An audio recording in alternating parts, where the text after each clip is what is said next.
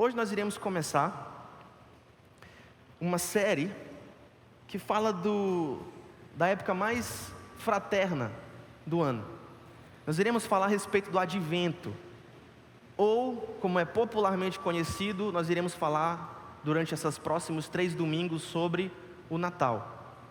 Nós iremos falar sobre a encarnação do Filho de Deus e como essa realidade gloriosa impacta as nossas vidas. Então eu peço que você acesse o Evangelho junto comigo em 1 João, capítulo 1. Segura aí e olha de volta para mim. Ache o capítulo e depois volte aqui comigo.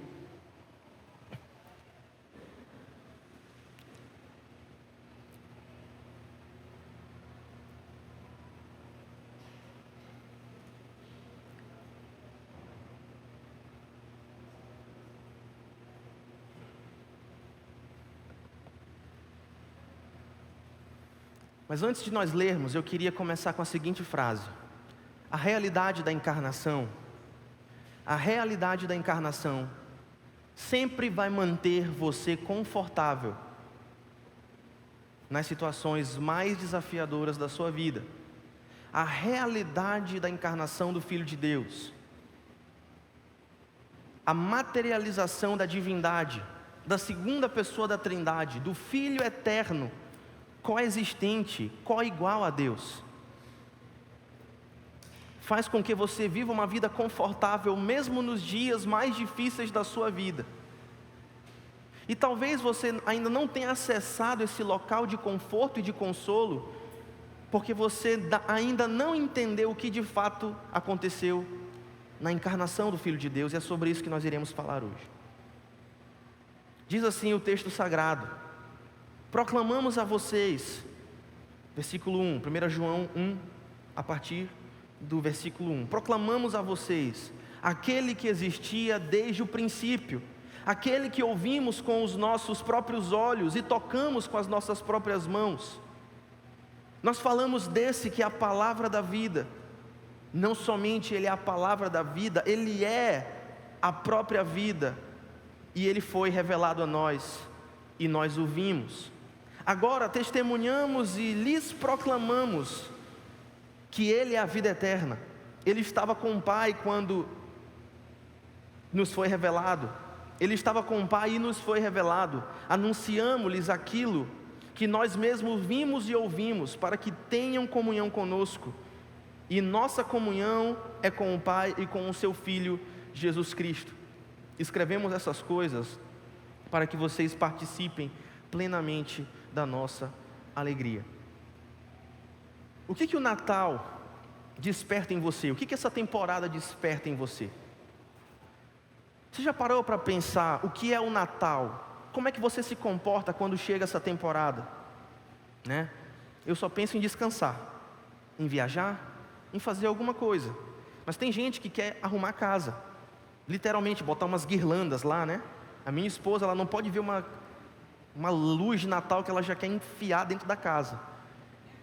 E fica maravilhoso, né? Eu nunca teria capacidade para fazer aqueles arranjos de luz que ela faz. Mas para muitas pessoas o Natal é só nostalgia.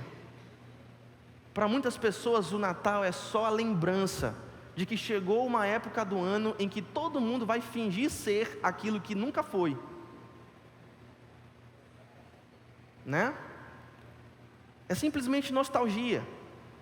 Se eu perguntasse para você, quando chega a época do Advento, você para fazer reflexões profundas sobre caridade, fraternidade e mais? Quando você pensa sobre caridade e fraternidade, você sabe qual é o fundamento disso? Você sabe qual é a origem disso? Por que o Natal é a época mais fraterna do ano? Por que as pessoas ficam, de certa forma, mais vulneráveis na época do Natal? Por que ao longo, pelo menos da época dos meus pais, 20 anos de ministério em São Luís do Maranhão, a época em que a colheita de almas era maior, sempre foi na época do Advento? Para você, o Natal é só nostalgia? Ou você para fazer reflexões profundas sobre o porquê disso? Ou você simplesmente deixa a vida te levar e você deixa a nostalgia tomar conta de você. A questão é que nós precisamos entender o significado do Natal. Nós precisamos entender do que se trata o Natal.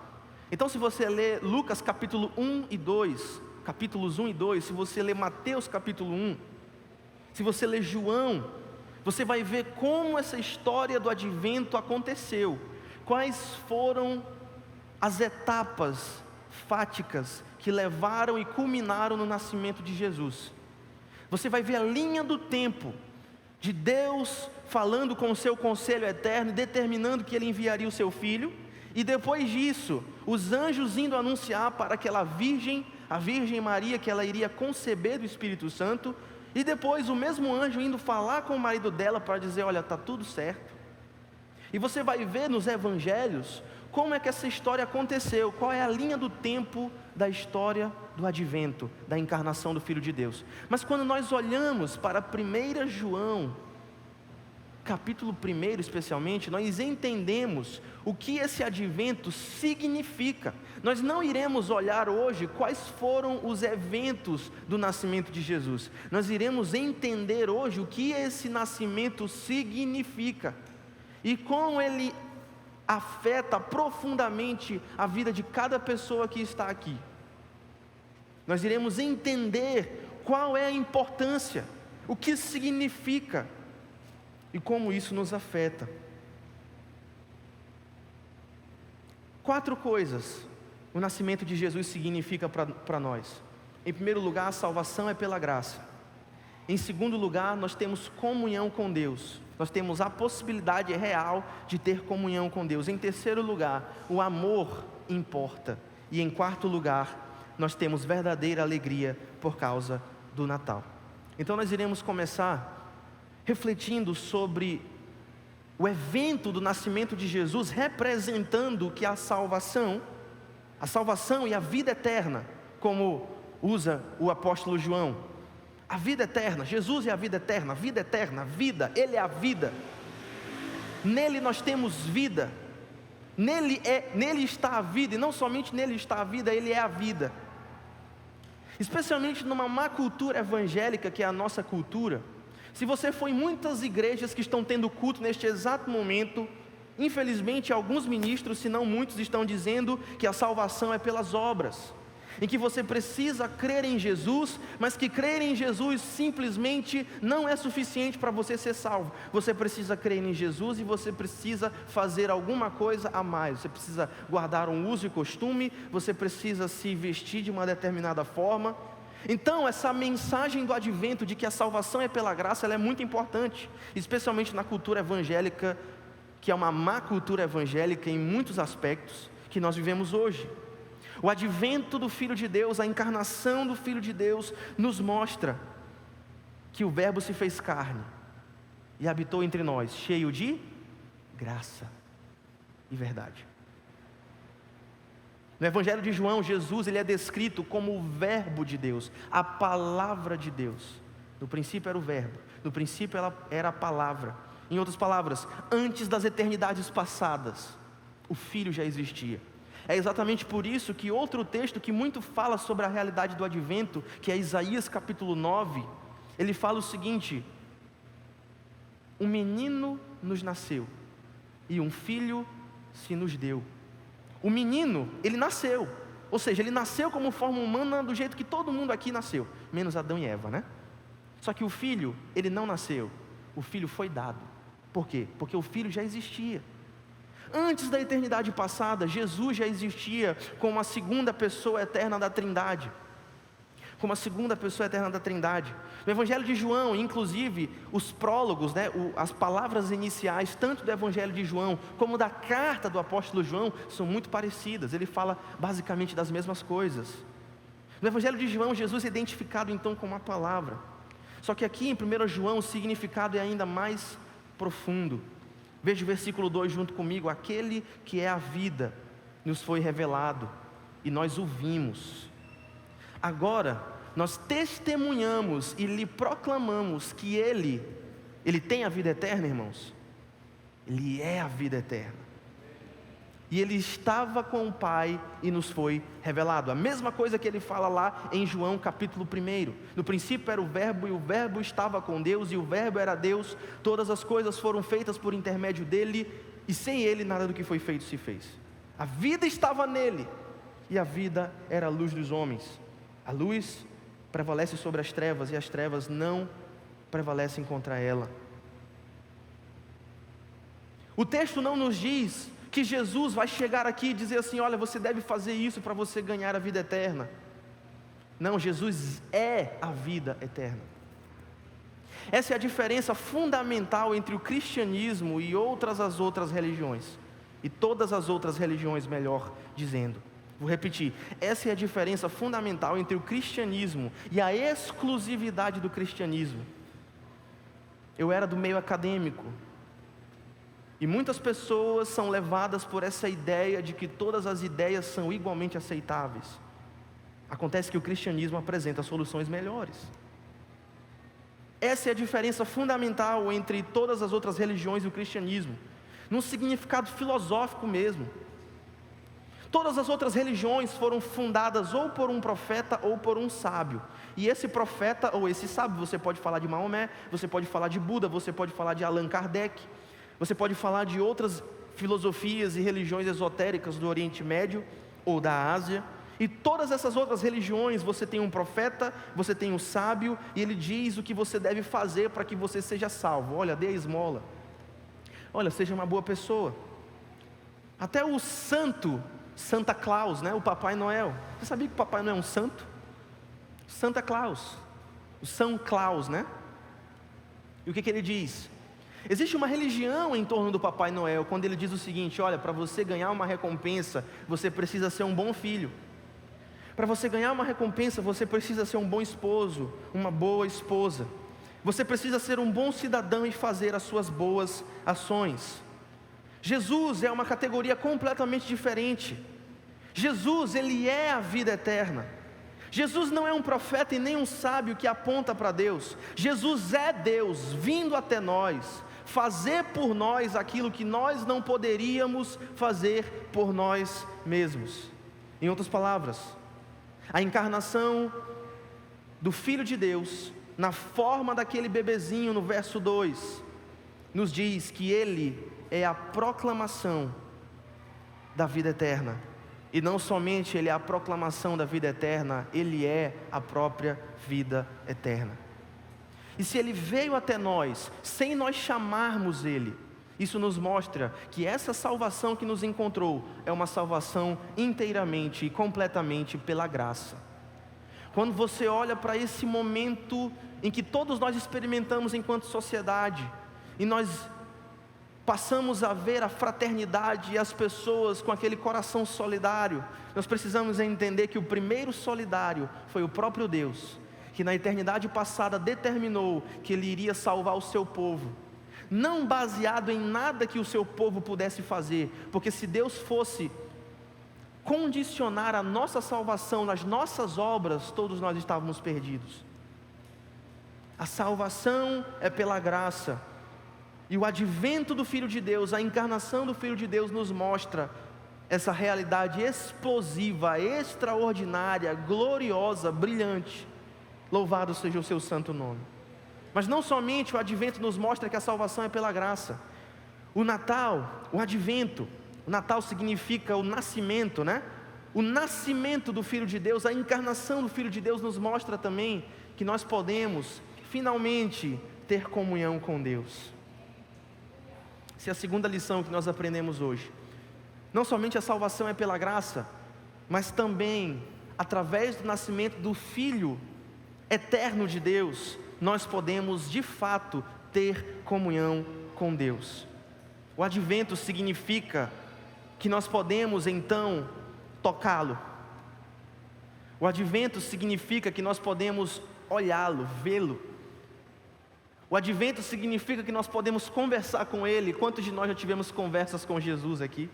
Aleluia. E nos momentos mais difíceis da sua vida, Ele está lá para lhe ouvir.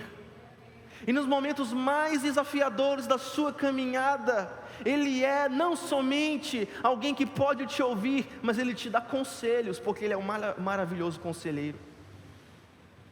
Nós podemos ter comunhão com Deus, e o Natal é essa realidade que nos lembra disso. Veja o versículo 3: anunciamo-lhes aquilo que nós mesmos vimos e ouvimos, para que tenham comunhão conosco, e a nossa comunhão é com o Pai e com o seu Filho, Jesus Cristo. A nossa comunhão é com quem, gente? Com o Pai e com o Filho. Não é suficiente crer em Deus, os demônios creem em Deus, diz o apóstolo Tiago, e eles tremem, tão melhor que muito crente. Tem muito crente que perdeu o temor de Deus. Tem diabo que está melhor que muitos, né? Crentes. Não é suficiente você não é suficiente você crer em Deus. Não é suficiente você acreditar em Deus ou até mesmo obedecê-lo.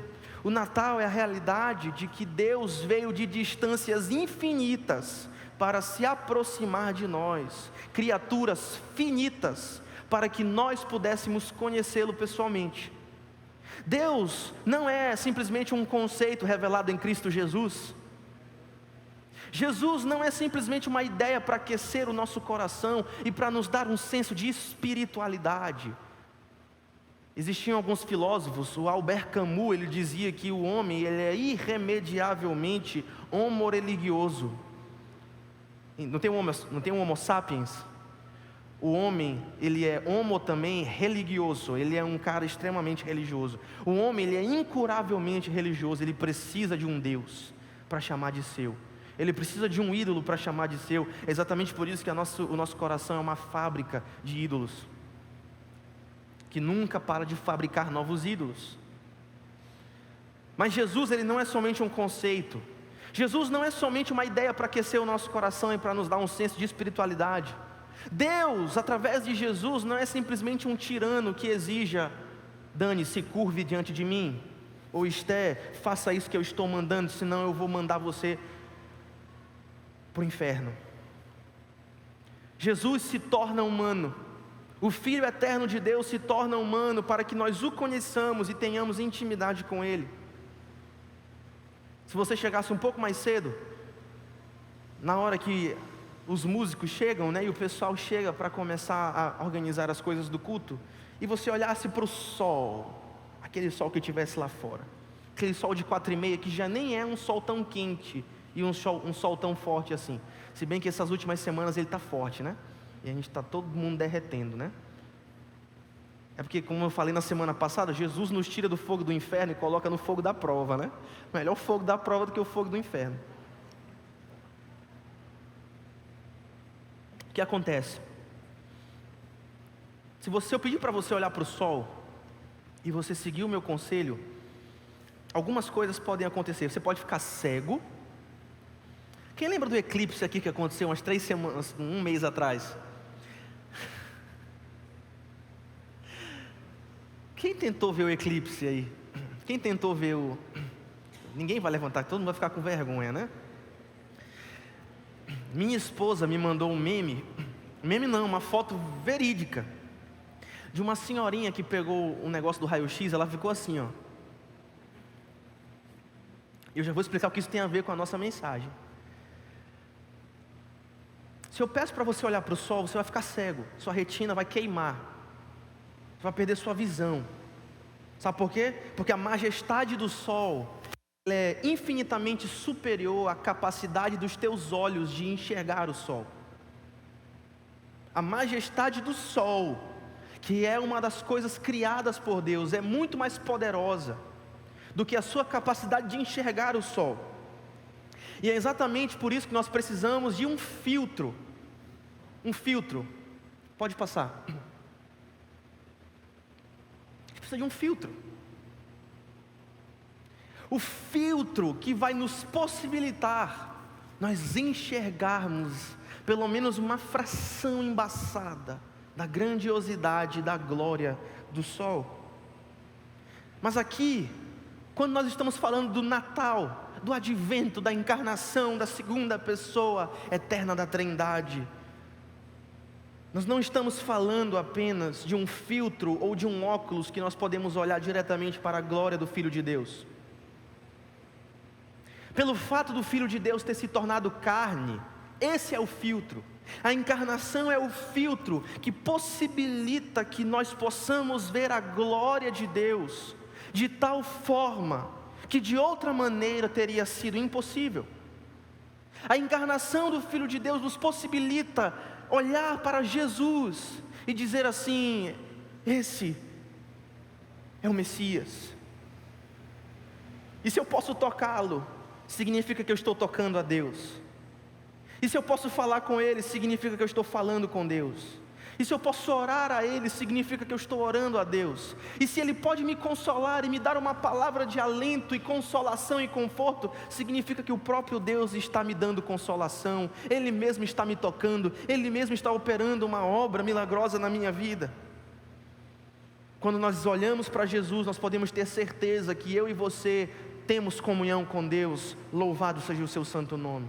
De outra forma, isso seria impossível. Vocês lembram da história de Moisés? Moisés disse o quê? Mostra-me a tua glória, Deus.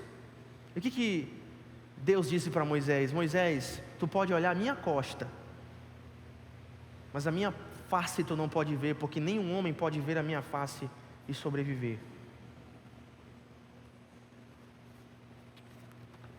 Em outras palavras, a encarnação de Jesus, a humanidade de Jesus são um filtro. A humanidade de Jesus e a encarnação de Jesus são os óculos através dos quais nós podemos de fato contemplar a glória de Deus. Quando nós olhamos para Jesus, aquele bebezinho encarnado, quando nós olhamos para aquela criança tão frágil naquela manjedoura, de acordo com as representações tão gráficas que a Bíblia nos dá, sabe o que nós vemos quando olhamos para aquele bebê? Nós vemos a bondade de Deus. Quando nós olhamos para aquela criança, nós vemos a glória, a beleza, a graça de Deus. Quando nós olhamos para o Filho de Deus encarnado, nós vemos todos os atributos de Deus do Antigo Testamento. E Deus dizia para Moisés: não deixa nenhum bode encostar no monte da minha presença, senão ele vai morrer.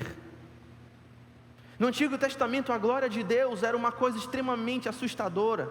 Ninguém podia olhar a face de Deus sem morrer. E todo mundo ficava com medo. E eles diziam assim: Moisés, fala em nosso lugar, porque Deus vai te ouvir. Se nós formos falar com Deus diretamente, a gente está lascado, Moisés. Está todo mundo perdido. Só que quando Jesus entra à história e o Filho de Deus encarna, nós podemos ver a sua bondade, a sua glória, a sua graça, a sua misericórdia, todos os atributos de Deus do Antigo Testamento que eram tão distantes de nós, né? Hoje eles estão tão pertinho de nós. Louvado seja o nome do Senhor. E agora finalmente nós podemos contemplar perfeitamente essa face de Deus, essa glória de Deus, a bondade, a riqueza das suas glórias através de Jesus. Agora eu quero te dizer essa frase aqui: Deus veio de distâncias infinitas para se aproximar de nós, para que nós pudéssemos conhecê-lo. Ele perdeu a sua glória, Ele perdeu a sua vida. Isso significa que eu e você também precisamos correr longas distâncias para nos encontrarmos com Ele. Como é que está a tua vida devocional? Você sabe que tem coisas que você está fazendo que desagradam o Senhor. Você sabe disso.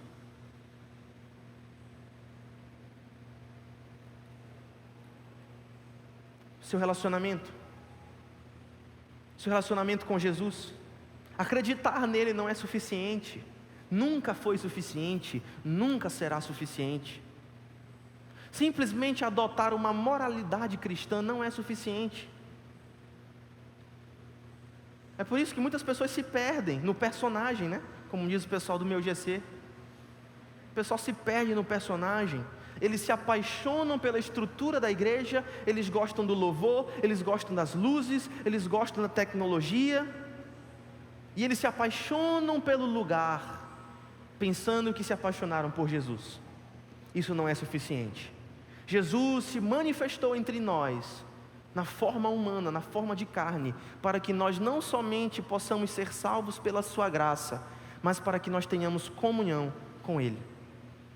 Mas não somente Jesus veio para nos salvar pela sua graça, e não somente Ele veio para que nós pudéssemos ter comunhão com o Pai, Jesus também veio para nos mostrar que o amor de fato importa. O amor de fato importa.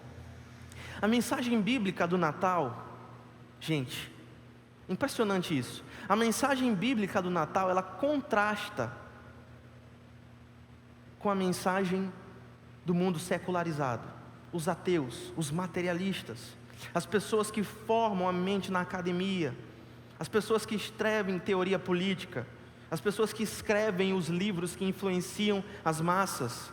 Muitos deles dizem que a matéria é a única coisa que existe, fora da matéria não existe absolutamente nada, não existe alma, não existe espírito, você é simplesmente um conjunto de átomos que se formou aleatoriamente. E enquanto você tiver as coisas, esse é o tanto que você valerá. Em outras palavras, você só vale o que você tem. Em um mundo que leva esse pensamento a sério, qual é a lógica de você amar? Qual é a lógica de você amar? Se tudo é matéria, se não existe alma, não existe espírito, se o amor, como eles dizem, é simplesmente um monte de reações químicas que acontecem no seu cérebro e que liberam uma cacetada de dopamina no teu corpo, e tudo que você sente é simplesmente a matéria, se não existe algo etéreo ao qual nós possamos nos apegar, então qual é o sentido de você ter amor? Nenhuma dessas pessoas, no entanto, vive como se acreditasse naquilo que prega. Nenhuma dessas pessoas vive como se o amor fosse simplesmente um monte de reações químicas que acontecem no cérebro. Sabe por quê? Porque se essas pessoas vivessem por aquilo que elas pregam, a vida delas seria insuportável. A vida delas seria insuportável. Veja o versículo 3, que ele diz: anunciamos-lhes que aquilo que nós mesmos vimos e ouvimos, para que tenham comunhão conosco. E a nossa comunhão é entre uma família. Uma família que tem amor perfeito. Que família é essa? Com o pai e com o seu filho. A forma como o mundo pensa, essa forma ateísta de ver o mundo, essa forma materialista de ver o mundo, pode até fazer com que essas pessoas pareçam importantes e intelectuais, né? Os inteligentinhos, como diz o Luiz Felipe Pondé. Depois assista no YouTube, bota lá, Luiz Felipe Pondé, inteligentinhos.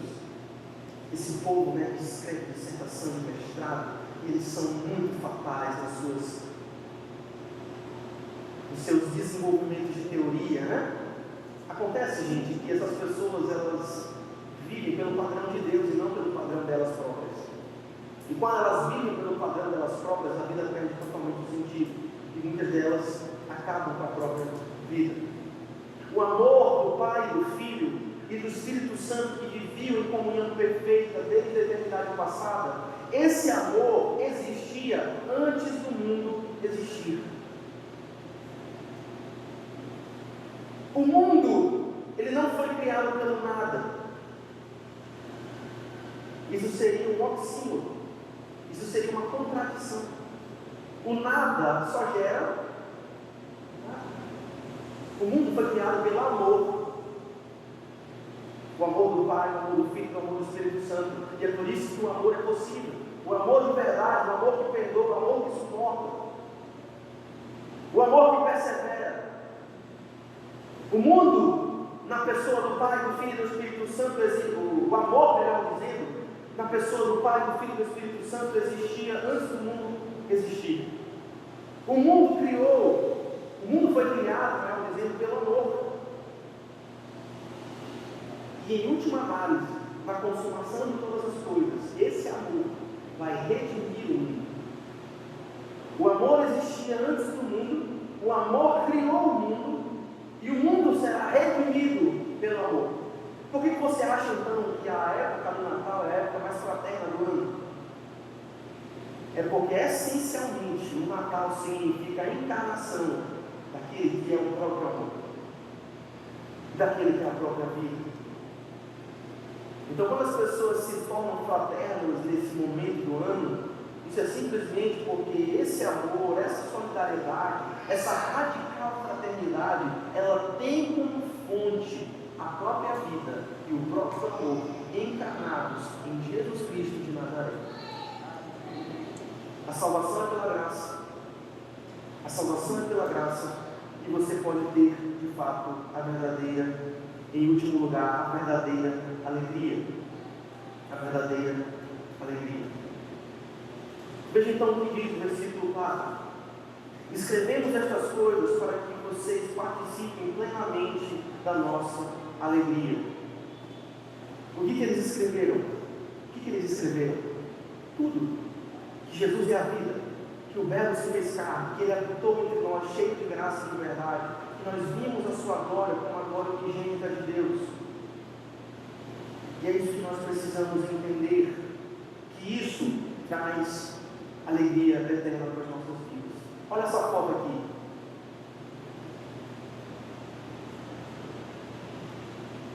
O que quer dizer essa foto? Em São Luís, tá, gente?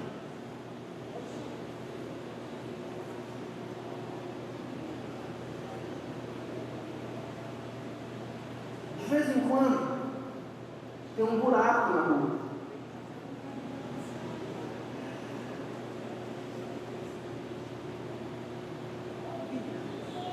Ah, bom, eu vou dizer o que isso quer dizer, tá, gente? Na época das chuvas, isso é mais frequente. Na época das chuvas, esses buracos aparecem com mais frequência. Mas isso não significa que quando a época não é de chuva, esses buracos simplesmente desaparecem. Eles não desaparecem. Acontece que a impressão que dá é que o asfalto de São Luís está sempre dissolvendo.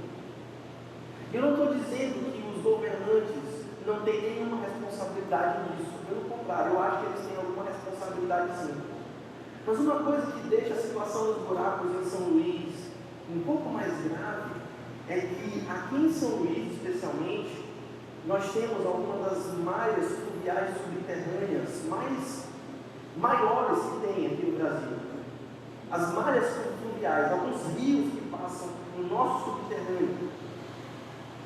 E esses rios que passam na nossa malha fluvial subterrânea, eles são uma das explicações que fazem com que esses buracos sejam constantes na nossa cidade, inclusive quando não está em época de chuva. Inclusive quando não está em época de chuva.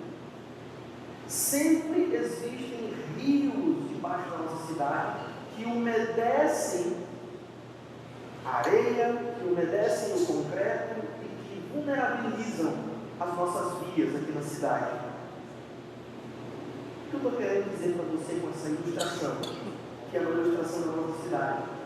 Querida, se você acredita em tudo isso que eu estou falando para você sobre a encarnação do Filho de Deus, a realidade da encarnação, a realidade do próprio Deus vindo até nós em forma humana, saiba que debaixo de nós sempre haverá um frescor, sempre haverá um refrigério, sempre vai ter esse fresquinho de água, mesmo quando o asfalto rachar, mesmo quando o piso estiver quente e mesmo quando a rua estiver quebrada. A realidade da encarnação sempre vai manter você confortável em meio às maiores adversidades da vida. Mesmo quando o asfalto da tua vida estiver quebrado, você vai lembrar que Jesus nasceu. Ele veio até nós para que a nossa salvação fosse de graça, para que nós pudéssemos ter comunhão com Ele, para que nós pudéssemos ter verdadeira alegria e para que nós pudéssemos o tempo todo estarmos refrigerados, porque o rio da água viva, que é o próprio Senhor Jesus, está fluindo pela nossa vida. Louvado seja o nome de Jesus. Muitas pessoas dizem assim: eu não creio na encarnação, pastor. Eu não creio em doutrina de igreja. Sabe por quê? Porque doutrina divide, doutrina não importa. O que importa é você ajudar os pobres e você ser uma pessoa caridosa e fraterna. Acontece que se você diz que não importa a doutrina dos crentes, mas que importa a doutrina da fraternidade, isso é uma doutrina também. Isso é Isso é um dogma. Isso é um axioma, isso é uma verdade filosófica que para você faz sentido. O nome dessa doutrina, quando a pessoa diz que doutrina de igreja não importa, o que importa é ser fraterno e caridoso, essa é a doutrina chamada de eu não preciso de Salvador porque eu sou bom bastante. Eu não preciso de um Salvador, afinal de contas eu sou fraterno e sou caridoso.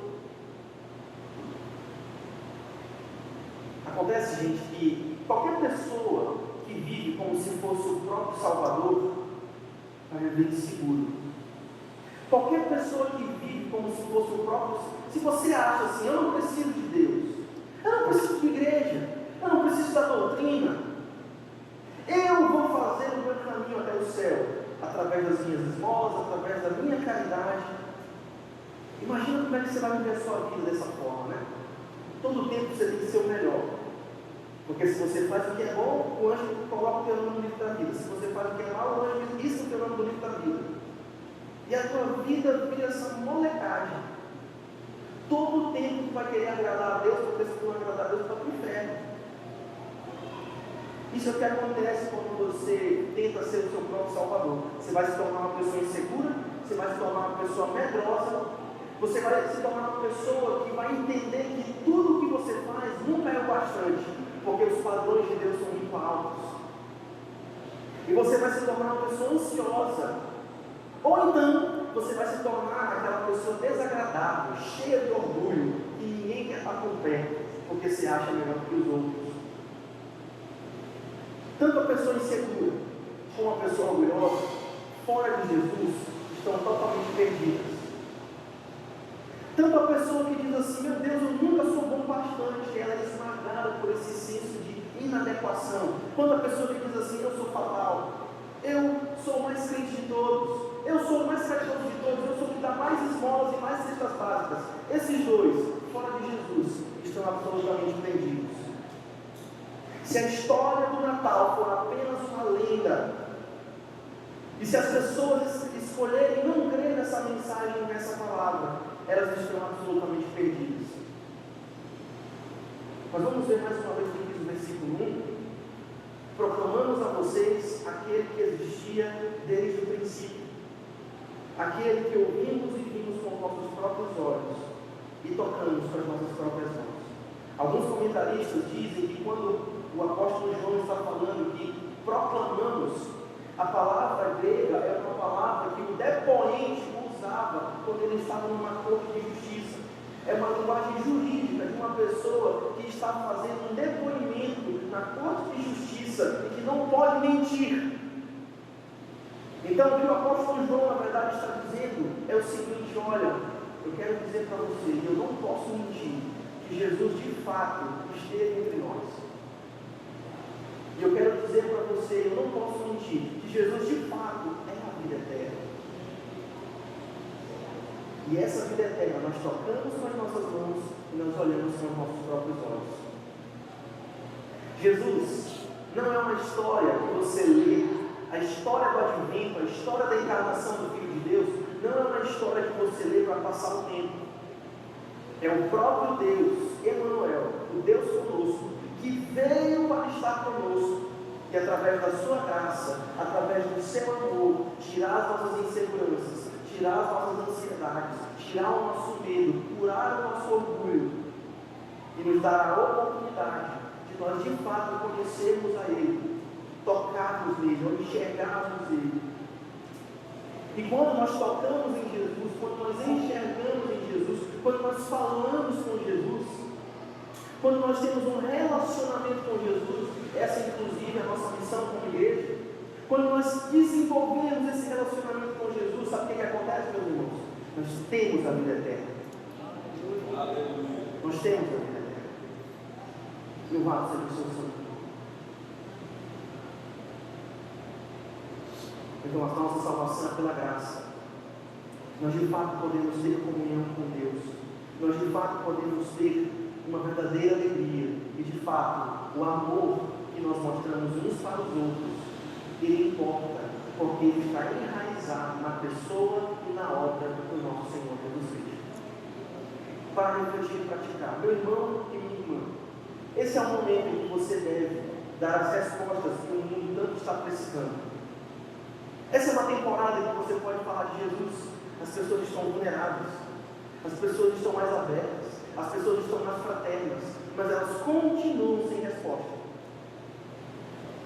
As outras fontes fora de Jesus, nas quais elas buscam as respostas para os anseios mais profundos das almas delas, não vão poder dar a resposta que elas estão precisando. Somente Jesus pode dar essa resposta.